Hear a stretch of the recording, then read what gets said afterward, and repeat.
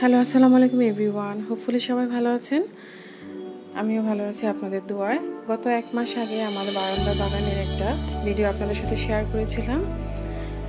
আর সেই ভিডিও দেখে অনেকে অনেক কমেন্টস করেছেন যে আপু, আপনার বারান্দায় এত তরতাজা সবুজ কিভাবে পুঁই শাক আপনি চাষ করেন। তেমন কিছুই না, তেমন কোনো কঠিন কাজও না।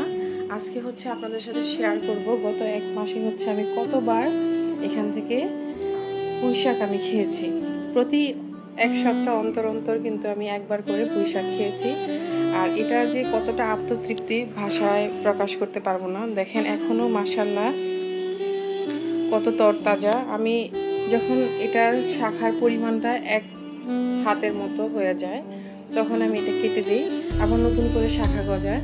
আর প্রথম যখন আমি 1G কাটিং করেছিলাম তখন কিন্তু এখান থেকে 3টা 4টা করে শাখা বের হয়েছে।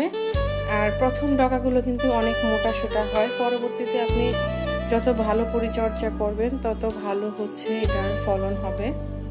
আর আমি তেমন কিছুই করতে পারি না, যার কারণে হচ্ছে আমার ডগাগুলো একটু চিকন। তারপরেও আলহামদুলিল্লাহ আমি বারান্দা বাগানের এই সবজিগুলো খেতে পেরেছি আত্মতৃপ্তি সহ।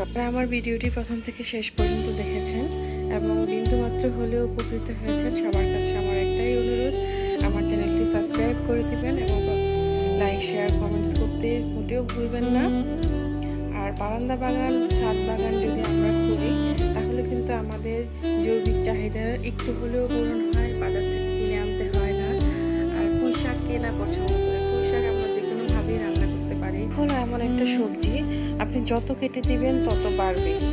আর এটার পরিমাপ কখনো শেষ হয় না, কারণ কাটার পরে আরও 2 গুণ 4 গুণ 5 গুণ হয়ে যায়। 4-5 থেকে শাখা বসানো অনেক যায়।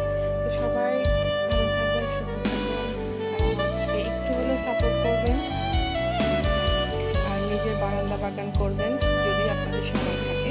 অনেক আত্মতৃপ্তি পাওয়া যায় এটাতে। আমি বারবার একই কথা বলতেছি। আল্লাহ হাফেজ।